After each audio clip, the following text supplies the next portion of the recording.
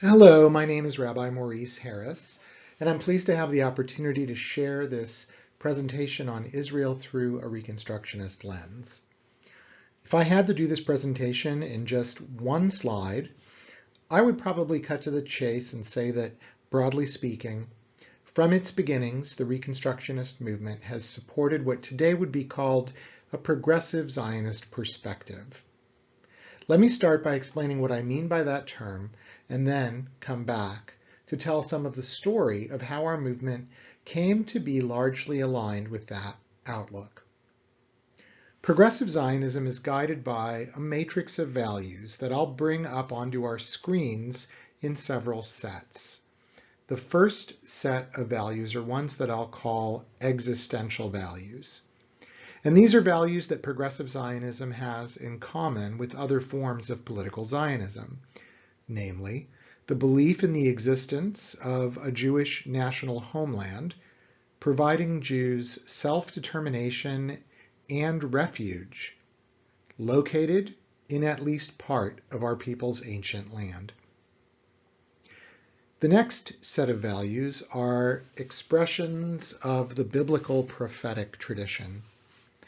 If Jews are to have a state, it should be a state that centers justice and the pursuit of peace. It's not enough to build a fortress for one's people if it is an amoral fortress. Judaism, including Zionist expressions of it, must serve a higher moral vision in order to have value and meaning. The next set of values that inform progressive Zionism are what I'd call modern Enlightenment values: democracy, religious freedom, civil rights.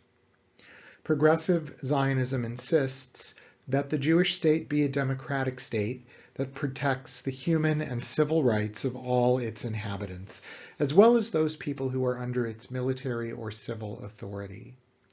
It believes in an Israel that guarantees freedom of religion, and that treats all of the different movements of Judaism equally. Finally, there are what I call coexistence values that are part of this picture.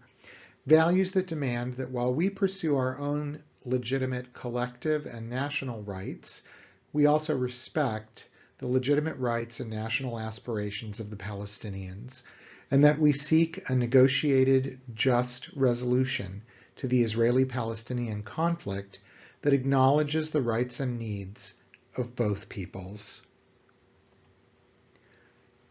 One of the phrases Mordechai Kaplan liked to use was ethical nationhood, which I think encapsulates this matrix of progressive Zionist foundational values well.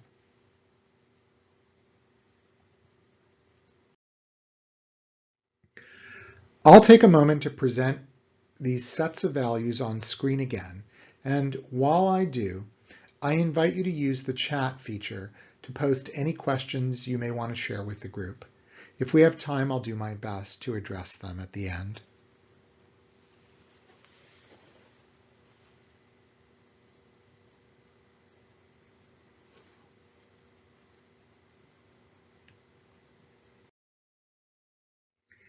Kaplan and others involved in the first manifestations of Reconstructionist Jewish thought in the 1920s and 30s gave public support to what I've been describing as a Zionism of ethical nationhood. At a time when there were competing Zionist camps animating the Jewish communities living in British Mandate Palestine. Remember, the British ruled Palestine after the end of the First World War and continue to do so until 1948, when they left and Israel declared independence. Among the different varieties of Zionism in the 20s and 30s were the labor Zionists, who advocated for a secular, socialist Jewish state aligned with the international class struggle of working people everywhere.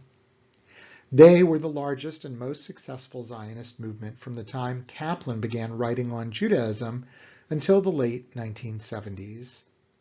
Labor Zionism built kibbutzim and powerful labor unions, built a strong welfare state with national insurance, celebrated May Day, and established socialist Jewish youth groups, and sought to remake Jewish identity in line with ideals of an egalitarian society of workers, taking responsibility for the day-to-day hard work involved in running a country. Moving diagonally to the bottom right hand of your screen, revisionist Zionism was founded by Ze'ev Jabotinsky after splitting from the main Zionist organization, which was dominated by labor Zionists. Revisionists united around two ideas: demanding nothing less than the entire territory of the original Mandate for Palestine that Great Britain had held, and supporting a mainly free market liberal economic system, in contrast with the socialist plans of the labor Zionists. The revisionists also established a militant guerrilla underground that was much more violently aggressive in the course of fights that broke out with the British and the Palestinian Arabs. Revisionist Zionism is the founding philosophy behind the Likud party of contemporary Israel. Moving up one level on your screen, we come to religious Zionism.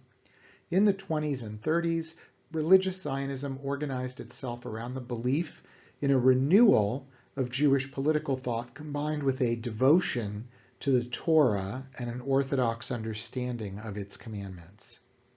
Its most famous advocate was the chief rabbi of British Mandate Palestine, Rabbi Abraham Isaac Kook.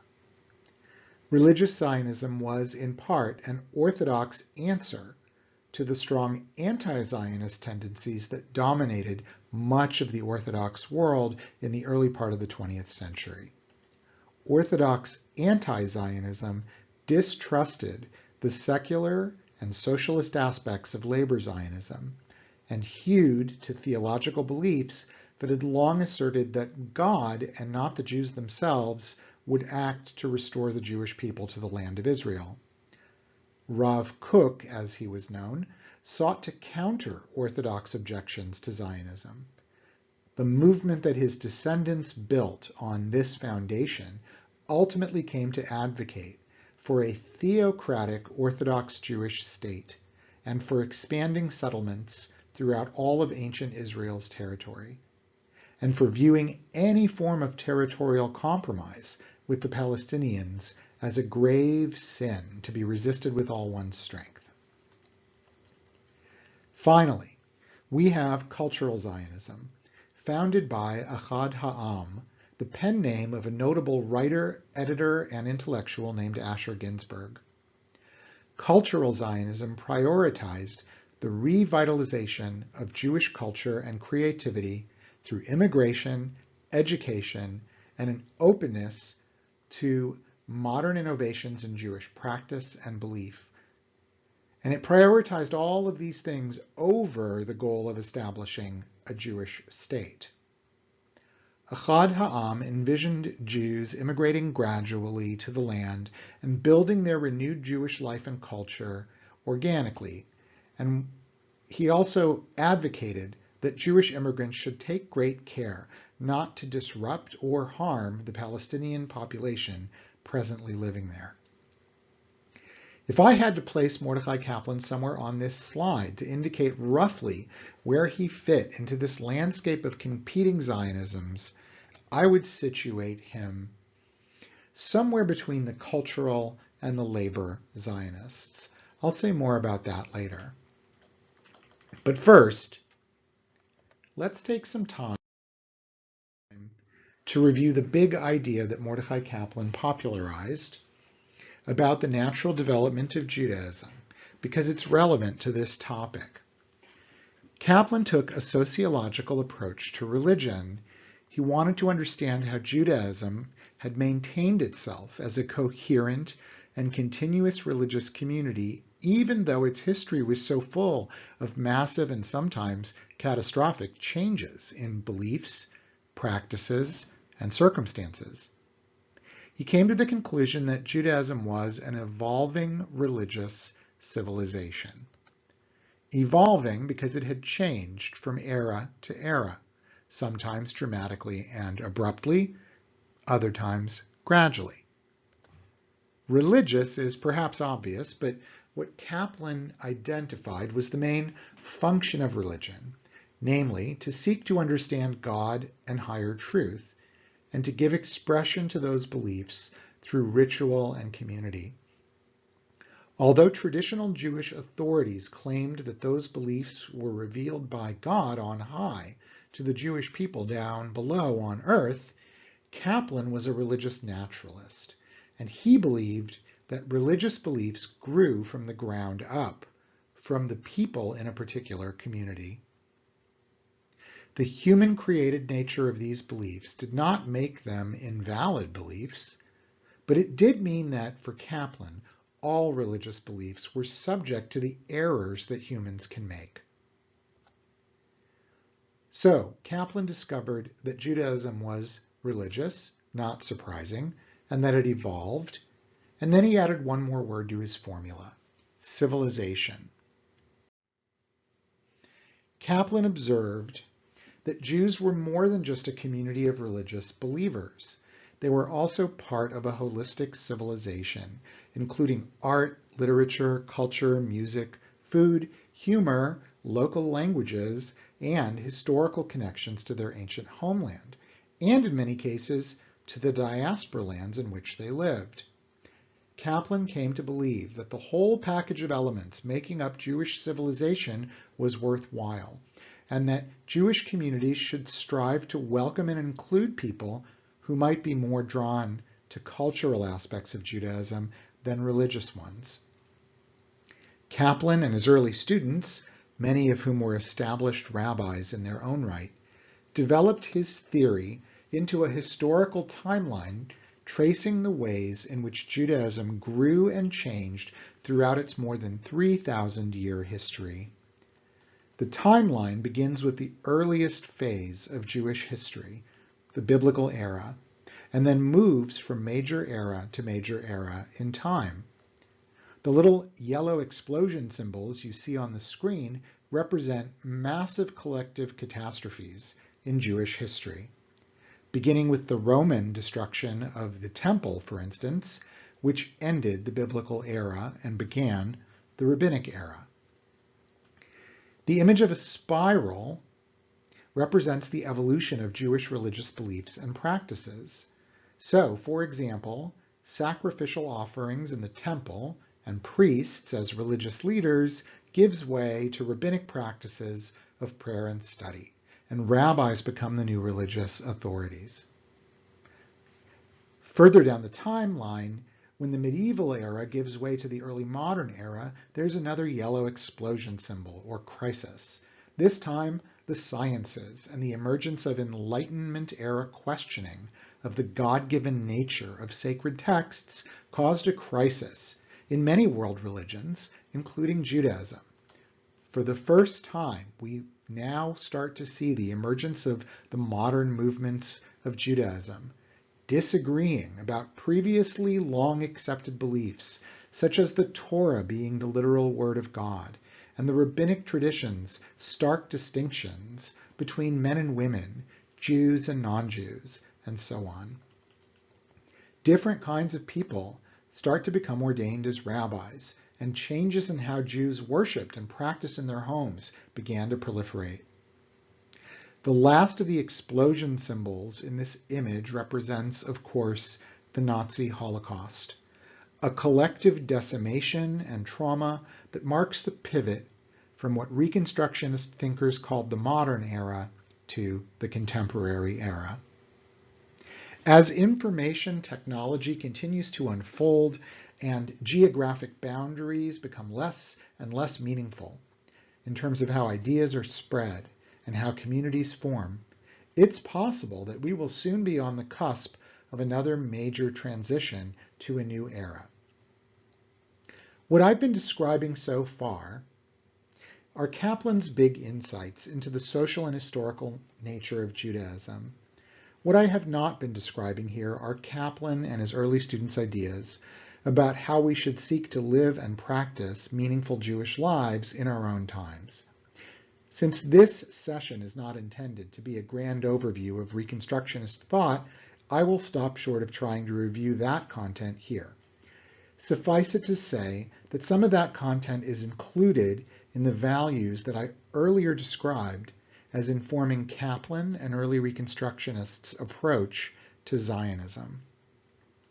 Here's a much simpler way we can condense some of the ideas I've just presented so that we can pivot and look at how they have impacted the ways our movement has engaged with Zionism over the years.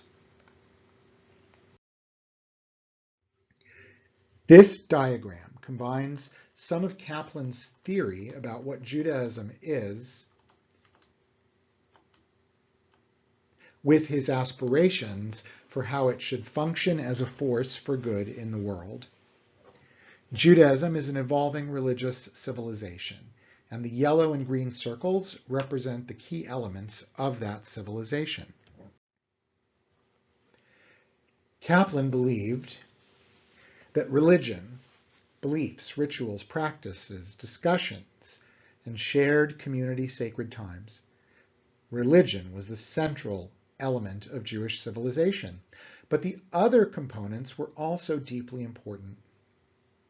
The outer layer in blue represents Kaplan's belief that all peoples have a duty to take responsibility to make sure that their people or nation contributes positively to all humankind. This is the universalism that is also a strong part of Reconstructionism. It is not enough to be a distinct and fascinating civilization. It is not enough just to survive. We have a moral and spiritual purpose in this world, no matter which religion, nation, or people we're a part of. We have an obligation to try to use our traditions and practices and beliefs to make the world better. That practice includes being willing to admit things that our people or religion may have done or believed in the past that have caused harm, and a willingness to be willing to change or reconstruct one's religion so that it stops causing harms and increases the good it does. This is a pluralistic vision of the world's peoples and religions as part of an interdependent mosaic. For Kaplan, there is no chosen people, no one group guiding all the others or shining a brighter light. We're all in it together, we're all imperfect, and we're all needed. Let me add one more thought. Although Kaplan wrote a lot about Judaism as a civilization with religion at its core, he also created this diagram to give expression to his hopes for how a global Jewish community with a renewed Israeli society could be mutually supportive and creatively potent.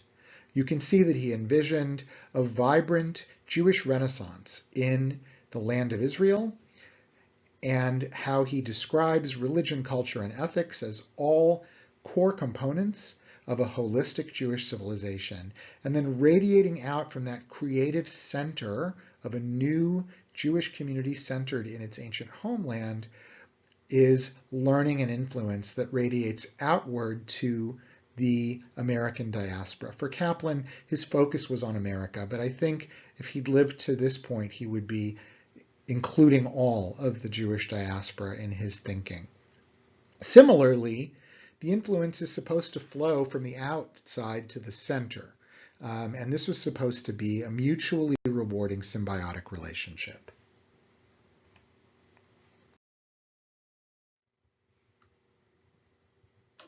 Now that we've covered some of the key elements of Kaplan's overall understanding of Judaism and his approach to Zionism, let's go a bit deeper into what Kaplan believed Zionism needed to do in order to be successful and morally worthy.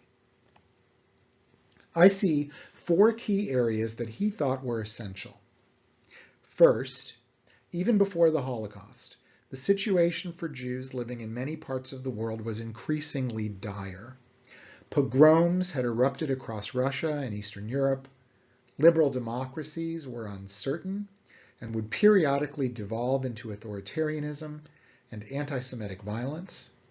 And early 20th century communication technologies, which seem quaint to us in the year 2021, were in their own time radical in how quickly they could disseminate misinformation, paranoia, and distrust of minorities like the Jews.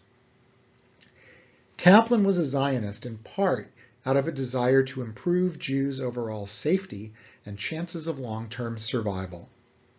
The Holocaust only intensified his beliefs in this regard. But beyond concerns about survival, Kaplan hoped Israel would be a center of vibrant, pluralistic, creative, artistic, and ethical expressions of Judaism.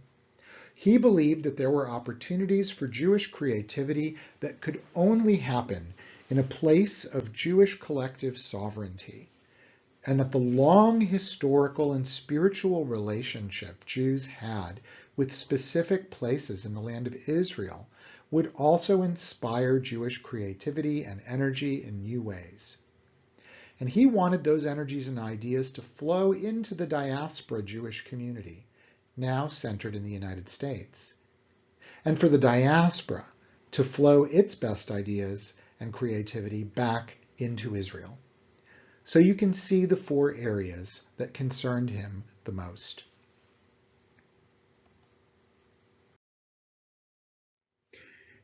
Kaplan's approach to Zionism was hugely influential. Movement leaders have continued to center it and build upon it to this day. So this brings me to the question, how might Mordechai Kaplan evaluate the Zionist project in the year 2021? Let's look at all four categories and try to make an educated guess.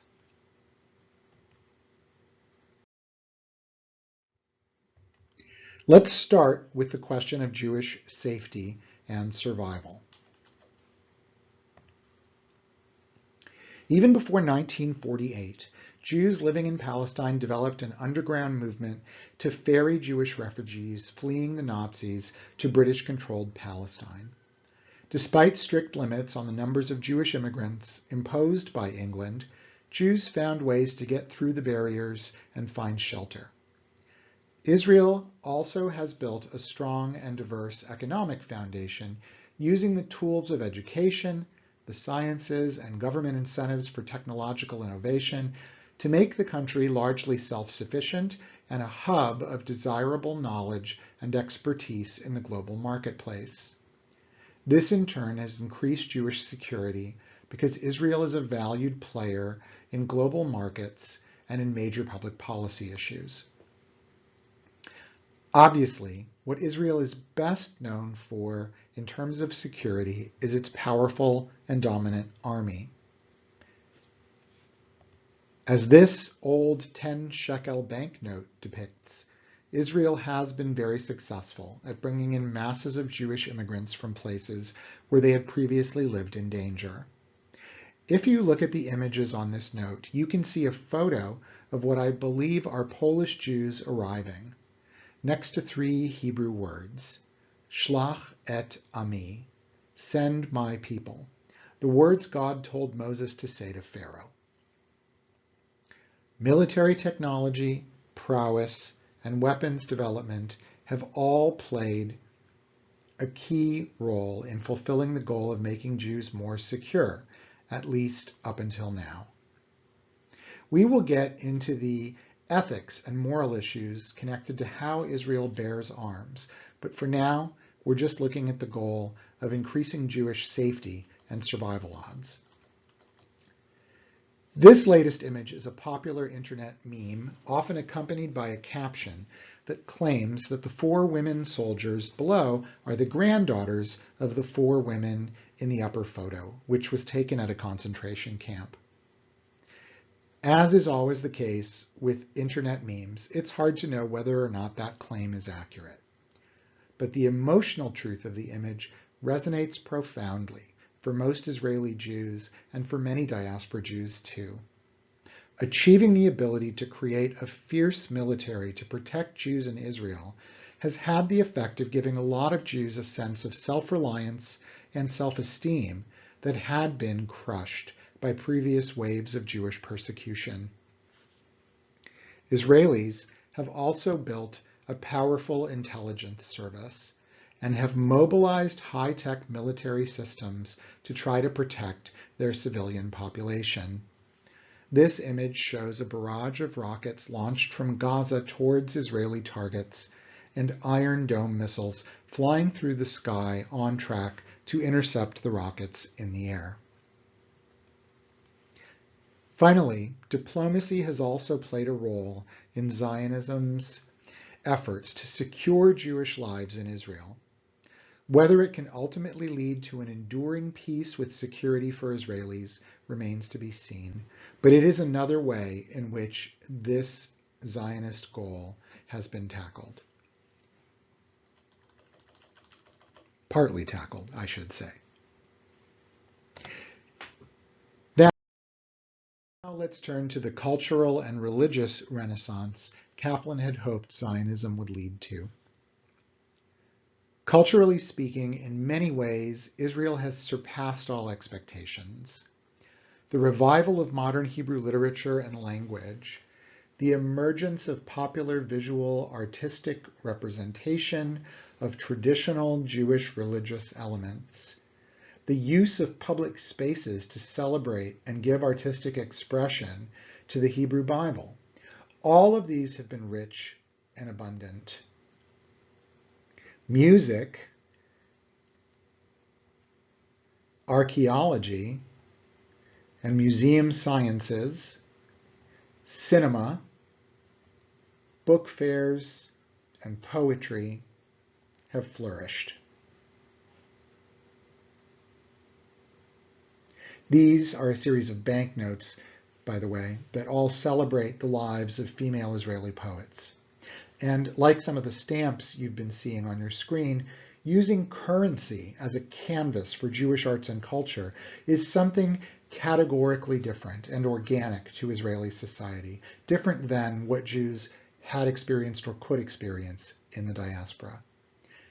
Then there's the architecture of Israel, like the Bauhaus styles of Tel Aviv, and the design of public gathering spaces. Because of Israel, Jews have had the chance to grow and excel in arenas that would have been hard to imagine just a century ago.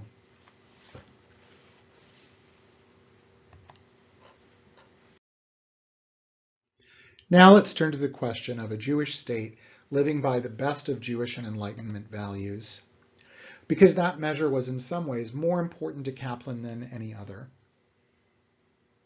First, for its first 50 years, Israel established a robust welfare state with universal health insurance and national insurance, a kind of fusion of social security, disability, and unemployment insurance. Can you imagine the United States Postal Service issuing a stamp honoring social welfare?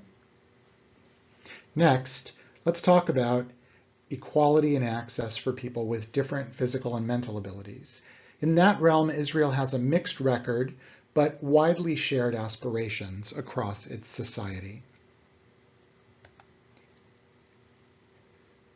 Jewish immigrants from the Middle East and North Africa faced tremendous cultural elitism and exclusion from the dominant Ashkenazi Jewish population, especially during the first 50 years of the country's history. Those inequities persist, but social movements like the Israeli Black Panthers pushed for social justice, and some of the divisions that once starkly drew a line between white European Jews and often darker-skinned Mizrahi Jews have decreased somewhat over time. There is still a long way to go, especially in upper echelons of government. Let's talk about Israel in terms of ethical nationhood and women's rights. Compared to other countries in the region, women in Israel have a greater degree of equality and opportunity, but there is still a lot of structural sexism in all strata of society. And because the Orthodox authorities control Jewish marriage and divorce, and only a man can initiate a divorce in Orthodox halacha, the problem of agunot, women who want a divorce but whose husband refuses to permit it, is downright depressing. But center stage in terms of measuring Zionism's success at fostering ethical nationhood is, of course, the ongoing Israeli-Palestinian conflict, including the now 53-year-long military occupation of the West Bank, the blockade and encirclement of Gaza, and the unresolved moral questions relating to the Palestinian refugees from Israel's founding war and their millions of descendants. There is too much to unpack and too many different points of view to consider for this session, so I will limit it to examining the ongoing issues involved in Israel's maintaining its military occupation of the West Bank. This is a system that forces Palestinian civilians who try to move from one town to another in the West Bank to go through military checkpoints, which can involve hours-long waits and a lot of emotional confrontations between very young Israeli soldiers and exhausted and resentful Palestinian families and workers. It can take all day long to make a journey to run an errand or go to a job that should only take 30 minutes. Meanwhile, the Israeli government has built hundreds of settlements in the West Bank and has permitted Jewish extremists to build unauthorized outposts all over the territory as well, which in many cases end up being retroactively authorized by the government. From the 1980s until about 15 years ago, there was a large and well-organized political peace movement in Jewish Israeli society. But the collapse of the Oslo peace process and the Second Intifada dealt enormous blows to left-wing political forces in Israel, and they have never recovered their former strength. The bottom line is that for half a century, Israel has provided over a system in which some of the people it rules have a first-class set of rights and privileges, and others have a different and lesser set of rights and privileges. Regardless of the explanations or justifications that some defenders of Israel's policies in this area offer, from an ethical nationhood standpoint, the ongoing occupation is a disastrous failure of Zionism's purpose.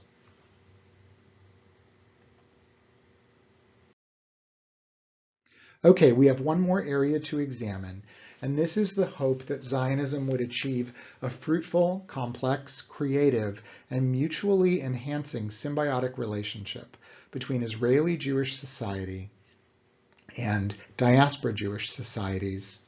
How has that played out so far?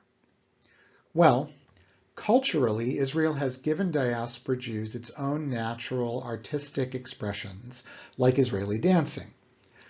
For most of Israel's first 40 years, the main way diaspora Jews could be influenced by Israel was to travel there, which was pretty expensive and required some determination on the part of travelers to navigate a society that was not fully first world, but not exactly third world either.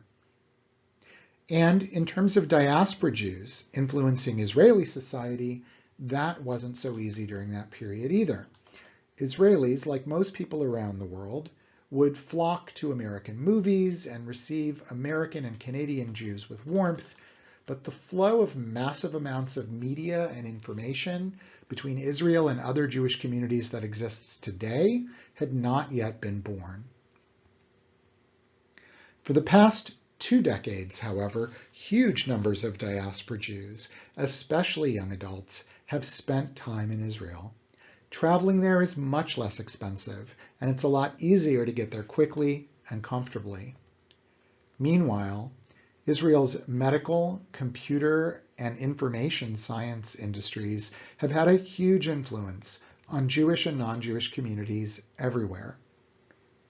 Also, today, diaspora Jews who study to become rabbis or other Jewish professionals often do a meaningful part of their learning in Israel at dual language programs.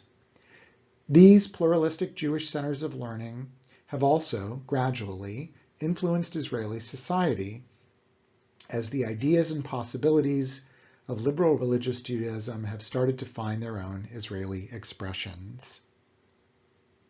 Of course, the more that non-Orthodox approaches to Judaism grow in Israel, the more fierce the pushback from the Orthodox religious authorities there.